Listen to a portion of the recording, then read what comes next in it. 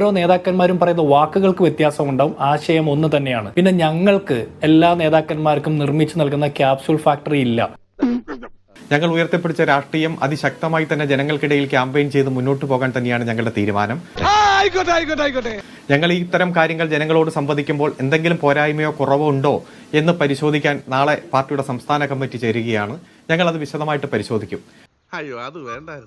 ഏതായാലും ഈ തെരഞ്ഞെടുപ്പിൽ ഞങ്ങൾ ശരിക്കും കൃത്യമായിട്ടുള്ള ഒരു പൊളിറ്റിക്കൽ ഫൈറ്റ് തന്നെ നടത്തി.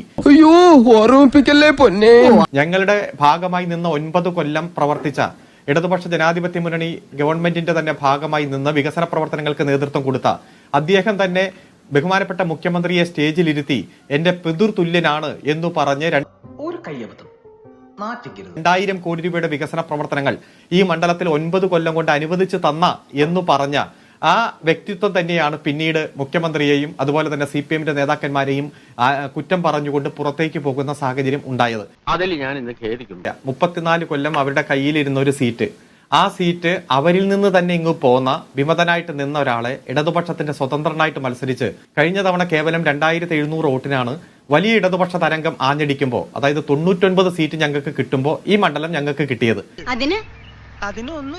അന്ന് UDF-ന് കിട്ടിയ വോട്ടിനേക്കാൾ ഒരോട്ടെങ്കിലും കൂടുതൽ പിടിച്ചിട്ടാണ് ഞങ്ങൾ വലിയ മുന്നേറ്റം ഉണ്ടാക്കാൻ പോകുന്നു എന്ന് പ്രതിപക്ഷ നേതാവും കൂട്ടരും അവകാശപ്പെടുന്നതെങ്കിൽ നമുക്ക് സമ്മതിക്കാം. കാരണം 21-ലെ വോട്ടിനേക്കാൾ ഞങ്ങൾ ഓരോ വോട്ടെങ്കിലും കൂടുതൽ മേടിച്ചു എന്ന് പറയാൻ.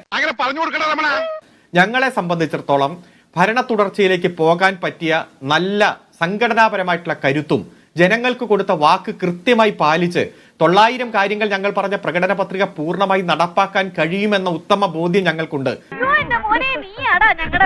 പല വർഗീയ കക്ഷികളുടെയും അടുത്തുപോയി വിളക്ക് കത്തിക്കുന്നതും പൂമാലയിടുന്നതും പുഷ്പാർച്ചന നടത്തുന്നതും അവർ മതരാഷ്ട്രവാദികളാണെന്ന് ഞങ്ങൾ കണ്ടിട്ടില്ലെന്നും ഞങ്ങൾ പറഞ്ഞിട്ടില്ലെന്നും ഒക്കെ പറഞ്ഞ് തിരുത്തിയാലും ഇതെല്ലാം മതനിരപേക്ഷ കേരളത്തിന് ബോധ്യമുണ്ട്. ആ ബോധ്യം കൃത്യമായി ഞങ്ങൾ ഇനിയും ക്യാമ്പയിൻ ചെയ്യും. ഈ ചെക്കന്റെ സംസാരം തീരെ പിടിക്കില്ല കേട്ടോ. ഞാൻ വേണുവിന്റെ ചോദ്യത്തിലേക്ക് നേരെ വരാം. അതിനു മുമ്പ് എനിക്ക് ഒരു 1.5 മിനിറ്റ് അരുൺകുമാറിന് മറുപടി കൊടുക്കാൻ അനുവദിക്കണം. ഒന്ന്, അദ്ദേഹം നിലമ്പൂരിലെ തോൽവിയെ അദ്ദേഹം വേറെ കുറെ താത്വിക അവലോകനം കൊണ്ട് കവർ ചെയ്യാൻ നോക്കുകയാണ്. അദ്ദേഹം പറഞ്ഞ കഴിഞ്ഞ ലോക്സഭാ തെരഞ്ഞെടുപ്പിലും ലോക്സഭാ ഉപതെരഞ്ഞെടുപ്പിലും രാഹുൽ ഗാന്ധിക്കും പ്രിയങ്ക ഗാന്ധിക്കും കിട്ടിയ വോട്ട് UDF-ന് ഇപ്രാവശ്യം നിലമ്പൂർ അസംബ്ലി ഉപതെരഞ്ഞെടുപ്പിൽ കിട്ടിയില്ല എന്നാണ്. ഈ അസംബ്ലി തെരഞ്ഞെടുപ്പും ലോക്സഭാ തെരഞ്ഞെടുപ്പും തമ്മിലുള്ള വോട്ടുകളുടെ ശതമാനവും വോട്ടുകളുടെ എണ്ണവും തമ്മിൽ ഇക്വേറ്റ് ചെയ്യാൻ പാടില്ല എന്നാണ് കഴിഞ്ഞ ലോക്സഭാ തെരഞ്ഞെടുപ്പ് സമയത്ത് നിങ്ങൾ കേരളത്തിലെമ്പാടും തോറ്റമ്പിയപ്പോൾ നിങ്ങൾ പറഞ്ഞത്. ഒന്നാമത്തെ കാര്യം. ഇനി രണ്ടാമത്തത്, നിങ്ങൾ പറയുന്ന ഭരണ തുടർച്ചയ്ക്ക് അനുകൂലമായിട്ടുള്ള സംഘടനാ സംവിധാനം LDF-നും CPM-നും ഉണ്ടെന്നാണ്. പക്ഷേ ഇന്ന് CPI-യുടെ സംസ്ഥാന കൗൺസിൽ യോഗത്തിൽ അതിന് വിഘാതമായിട്ടുള്ള റിപ്പോർട്ടാണ് PP സുനീർ സമർപ്പിച്ചതായിട്ട് നമ്മൾ അറിയുന്നത്. നീ എവിടെ പരിപാടി അവതരിപ്പിച്ചാലും ഇത് തന്നെയാണല്ലോ നിന്റെ വിധി.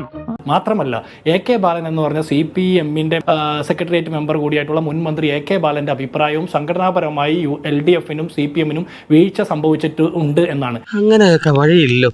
2 കോടി രൂപ വരെ മുതൽ മുടക്കി റീൽസ് ചിത്രീകരിച്ച് സംസ്ഥാന സർക്കാരിന് വേണ്ടി പ്രചരണം നടത്തിയിട്ടും സംസ്ഥാന സർക്കാരുമായി ബന്ധപ്പെട്ട കാര്യങ്ങൾ ജനങ്ങളിലേക്ക് എത്തിക്കാൻ സാധിച്ചില്ല എന്ന് പറഞ്ഞാൽ സർക്കാരിന് മാത്രമല്ല സംഘടനാപരമായും വീഴ്ചയുണ്ടെന്നാണ്. അപ്പോൾ അരുൺകുമാറിന്റെ ആ വാദവും തെറ്റാണെന്ന് ഞാൻ മനസ്സിലാക്കേണ്ടി വരും. വല്ലാത്ത തലവേദന, ഞാനൊന്ന് കിടക്കട്ടെ. മൂന്നാമത്തത്, നിങ്ങൾ പറയുന്നത് വർഗീയതയുടെ വിജയമാണ് UDF-ന് കിട്ടിയതെന്ന്. അതിന്റെ അർത്ഥം എന്താ? വർഗീയതയുടെ മുമ്പിൽ കേരളത്തിലെ CPM-ന്റെ പിണറായി വിജയന്റെ പാർട്ടി പരാജയപ്പെട്ടു എന്നാണോ? ഏത് വർഗീയതയുടെ മുമ്പിൽ നിങ്ങൾ പരാജയപ്പെട്ടത്? നിങ്ങൾ വർഗീയതയുടെ മുമ്പിൽ പരാജയപ്പെടുന്ന പാർട്ടിയാണെങ്കിൽ നിങ്ങൾ ഇന്നത്തോടെ രാഷ്ട്രീയ പ്രവർത്തനം അവസാനിപ്പിക്കണം. കാരണം ഈ രാജ്യം നേരിടുന്ന ഏറ്റവും വലിയ പ്രശ്നം വർഗീയതയാണ്. RSS-ഉം സംഘപരിവാറും ഉയർത്തുന്ന വർഗീയ വെല്ലുവിളികളെ നേരിടാൻ പറ്റാതെ പരാജയപ്പെട്ട ഒരു പാർട്ടിക്ക് ഇനി അങ്ങോട്ടുള്ള തെരഞ്ഞെടുപ്പുകളിൽ അഭിമുഖീകരിക്കാൻ യാതൊരു യോഗ്യതയും ഇല്ല എന്നാണ് താങ്കളുടെ വാദത്തിൽ നിന്ന് ഞാൻ മനസ്സിലാക്കുന്നത്. അടുത്ത, താങ്കൾ ഉദ്ദേശിച്ച ജമാഅത്തെ ഇസ്ലാമിയെ ആണെങ്കിൽ നിങ്ങളെ പിന്തുണയ്ക്കുമ്പോൾ ജമാഅത്തെ ഇസ്ലാമി നല്ലതും UDF-നെ പിന്തുണയ്ക്കുമ്പോൾ മോശവുമാണെങ്കിൽ ഈ ജമാഅത്തെ ഇസ്ലാമി എൻ്റെ അറിവിൽ കേരളത്തിൽ ഒന്നേ ഉള്ളൂ. CPM-ന് ജമാഅത്തെ ഇസ്ലാമിയുമായി ബന്ധപ്പെട്ട നിലപാടുകളിലും 2 തരം നിലപാടാണ്. അത് പൊതുസമൂഹം അംഗീകരിക്കില്ല. വല്ല കാര്യമുണ്ടോ? എന്തിനാണ് ഇങ്ങനെ ഇല്ലാന്ന് നടക്കുന്നത്? തോറ്റ അമ്പിയ സ്ട്രാറ്റജി ഇനിയെങ്കിലും മാറ്റി പറയാനുള്ള മിനിമം മര്യാദ കാണിക്കണം. നിങ്ങൾ തോൽക്കാൻ കാരണം മാർക്സിസത്തിൽ നിന്ന് മരുമോനിസത്തിലേക്ക് കേരളത്തിലെ CPM എന്ന് പറഞ്ഞ പാർട്ടി തള്ളപ്പെട്ടതുകൊണ്ടാണ്.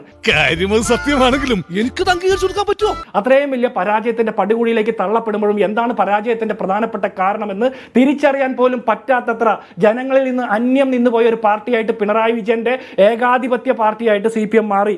നിർത്തി അങ്ങ് അവമാനിക്കുവാണെന്ന്. പിന്നെ നിങ്ങൾ സെഞ്ചുറി അടിക്കും സ്വപ്നം കണ്ടോളൂ. ആദ്യ ഓവറിൽ തന്നെ റണ്ണൌട്ടായി മാറുന്ന ആളായി നിങ്ങളുടെ പ്രതിപക്ഷ നേതാവ് മാറും എന്നതിൽ സംശയമില്ല. ഒരുമാതിരി ചൊറിഞ്ഞു വരുന്നുണ്ട് നിന്റെ വർത്താനം കേട്ടിട്ട്. അല്ലേ, 9 കൊല്ലമായിട്ട് അവിടുത്തെ വികസന പ്രവർത്തനങ്ങൾക്ക് നേതൃത്വം കൊടുത്ത MLA 20,000 വോട്ട് പിടിച്ച് പുറകോട്ട് പോകുമ്പോഴും ഞങ്ങളുടെ വോട്ട് ബാങ്ക് അവിടെ നിലനിർത്തി. വളർച്ചയില്ലാത്ത വോട്ട് ശക്തി വളർച്ചയില്ലാത്ത വോട്ട് ശക്തി അങ്ങനെ പറയരുത്. ഈ വളർച്ചയില്ലാത്ത വോട്ട് ശക്തിയുമായി ഒരു മൈനസ് അൻവറും കൂടെ ആയിട്ട് നിങ്ങൾ എങ്ങനെയാണ് 2026 നിലമ്പൂരിലെ ജനങ്ങളെ നോക്കാൻ പോകുന്നത്? ഇവന്റെ കോമഡി കണ്ട പൊങ്കാലായിട്ട് അടിച്ചു കൊല്ലാൻ തോന്നുന്നു, മിണ്ടരുത്. നിലമ്പൂർ ഉപതെരഞ്ഞെടുപ്പിൽ മത്സരിച്ചത് ഞങ്ങളുടെ വോട്ട് ബാങ്ക് സംരക്ഷിക്കാൻ വേണ്ടിയിട്ടല്ല, ഭരണവിരുദ്ധ തരംഗമുണ്ടെന്ന് കൃത്യമായിട്ട് കേരളത്തിലെ പൊതുസമൂഹത്തെ ബോധ്യപ്പെടുത്താനും UDF ജയിക്കാനും വേണ്ടിയിട്ടാണ്. LDF മത്സരിച്ച് വോട്ട് ബാങ്ക് സംരക്ഷിക്കാനാണെന്ന് ഇപ്പോഴാണ് എനിക്ക് മനസ്സിലായത്. നീ ആള് വിചാരിച്ചതുപോലെ അല്ലല്ലോ, എവിടെ വരെയൊക്കെ കയറി ചിന്തിച്ചത്. ആദ്യ ഓവർ റണ്ണൌട്ട് ആയത് തൃക്കാക്കരയിലെ ജോസഫ് ആണ്. ആദ്യ ഓവർ റണ്ണൌട്ട് ആയത് പുതുപ്പള്ളിയിലെ ജെയ്ക്സി തോമസ് ആണ്. ആദ്യ ഓവർ റണ്ണൌട്ട് ആയത് സരീനെ കടം കൊണ്ടുള്ള പാലക്കാടുള്ള തെരഞ്ഞെടുപ്പിലാണ്. ഇതിനാണ് അവനവൻ പാരാന്ന് പറയുന്നത്. ആദ്യ ഓവറിൽ ആദ്യ റൗണ്ട് മുതൽ റണ്ണൌട്ട് ആയിക്കൊണ്ടിരുന്നത് നിലമ്പൂരിലെ സംസ്ഥാന സെക്രട്ടേറിയറ്റ് അംഗമായിട്ടുള്ള ആ വരണ്ട വായനക്കാരനായിട്ടുള്ള പൂമരൻ എന്ന് നിങ്ങൾ വാഴ്ത്തിപ്പാടിയ M സ്വരാജ് ആണ്. അപ്പൊ ആദ്യ ഓവറിലെ റണ്ണൌട്ടിനെ കുറിച്ച് നിങ്ങൾ ഇനിയും കഥകൾ കേൾക്കാൻ പോവുകയാണ്.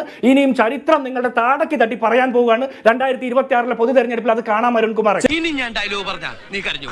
അതുകൊണ്ട് ഈ കുന്തോർത്ത് നിന്റെ അണ്ണാക്കി കുത്തി കെറ്റി ഈ കിരീടം എടുത്ത് വെച്ചിട്ട് രാജാവിന്റെ വായി നോക്കിക്കണം.